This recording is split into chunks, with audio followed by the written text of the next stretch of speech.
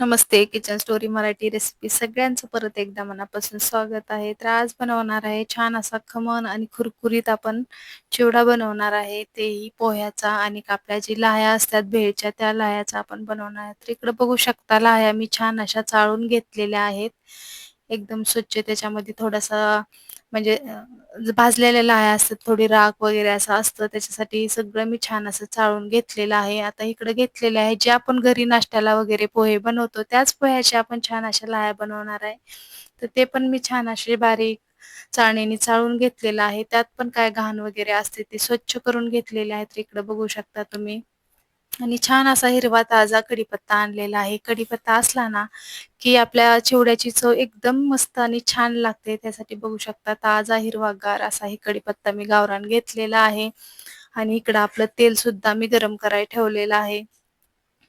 तर आपल्या मुलांना छोट्या-छोट्या भूक असतात अधून-मधून, तर त्यांच्यासाठी काय खायचं, बनवायचं म्हणून मस्त असा चिवडा बनवून ठेवलं, की मस्त असं खातात. तर बघू शकता इकडं मी भरपूर असा लसूण सोलून घेतलेला आहे आणि मस्त असा आपण दगडी खलबत्त्यामध्ये छान असं वाटून घेणार आहे. बघू शकता इकडं बारीक वाटला आणि लसूण भरपूर घातला ना, की आपल्या चिवड्याची चव एकदम छान अशी खमंग अशी चव येते.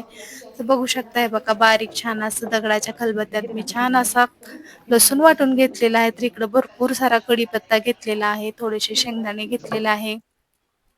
तर तेल सुद्धा आपलं छान असं गरम झालेलंच आहे. तर आता आपण ही पोहे छान कुरकुरीत बघू शकता. आपण जी पोहे बनवतो नाश्त्याला वगैरे त्याचे पोहे इतके छान होतात कुरकुरीत. तुम्ही सुद्धा नक्की एकदा बनवून बघा असा चिवडा. एकदम छान लागतो आणि तेल सुद्धा आपल्या पोह्यामध्ये राहत नाही. एकदम छान असे कोरडे होतात ही. बघू शकता हे बघा टाकलं की छान असे जसं मोगऱ्याच्या फुलासारखे हे पांढरे शुभ्र असंही पोहे आपले फुलले जातात.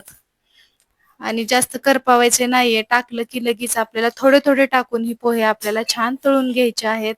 आणि एका चाळणीमध्ये आपल्याला ही थोडंसं तेल ही करायला ठेवून द्यायचं आहे. तर बघू शकता हे बघा किती छान मस्त असे ही कुरकुरीत पोहे माझ्या आता तळून झालेले आहेत. दुसरा सुद्धा ही मी चाळणी तळून काढलेली आहे. तर बघू शकता मस्त कुरकुरीत पोहे झालेले आहेत. तर आपण आता पोहे तर तळून झालेलेच आहेत आपले. तर आपण आता ह्याच्यामध्येच गरम-गरम पोहे आहेत तोपर्यंत आपल्याला लाल तिखट हे बघा 1 चमचा मी लाल तिखट टाकलेलं आहे. तर छान असं गरम पोह्यामध्ये आणि जे तेल असतं त्याला छान असं लागलं जातं मीठ आणि हळद. हळद 1 चमचा टाकलेली आहे मी. 1 चमचा मीठ टाकलेला आहे. छान असं आपण ह्या पोह्याला लावून घेणार आहे मिरची, हळद आणि मीठ. कारण कसं होतं गार झालं ना हे लागत नाही. पण गरममध्ये लावलं ना प्रत्येक पोह्याला छान असं मीठ आणि तिखट आपलं लागतं. तर हे बघा मिक्स करून घेतलेलंच आहे मी इकडं. आणि तुम्ही असा ह्याचा जरी चिवडा बनवला तरी छान खायला लागतो. ह्याच्यामध्ये शेंगदाणे वगैरे आपल्याला टाकायचे आहेत. तर त्याच तळलेल्या पोह्याच्या तेल होतं थोडंसं राहिलेलं त्यातच आता मी छान असे खरपूस शेंगदाणे भाजून तळून घेणार आहे. छान लाल होईपर्यंत हे शेंगदाणे बघू शकता इकडे मी तळलेले आहे. एकदम कुरकुरीत शेंगदाणे झाले ना चिवड्यामधले शेंगदाणे अजिबात कुणी बाहेर काढून टाकणार नाहीयेत. शेंगदाणे सुद्धा आवडीने खातील. शेंगदाणे तळून झालेलेच आहेत आपले. ते छान असा कढीपत्ता आपण आता टाकलेला आहे. कढीपत्ता आपल्याला खरपूस कडक तर करायचा आहे, पण कढीपत्ता काळा करायचा नाहीये आपल्याला. एकदम कुरकुरीत हे बघा कढीपत्ता सुद्धा जसाच्या तसा हिरवागार राहिलेला आहे. मी टाकलेला आहे लाह्यामध्ये आपल्या. तर आता जी लसूण आपण छान बारीक वाटून घेतलेला होता ते सुद्धा लसूण आपल्याला मस्त तेलामध्ये टाकायचा आहे. बरोबरच लसूण मी टाकलेला होता. तर लसूण चांगला बघू शकता चांगला ब्राऊन होईपर्यंत ही लसूण तळून घेतलेला आहे. तर 1 ते 2 चमचे मी परत लाल तिखट टाकलेला आहे. 1 चमचा हळद टाकलेला आहे.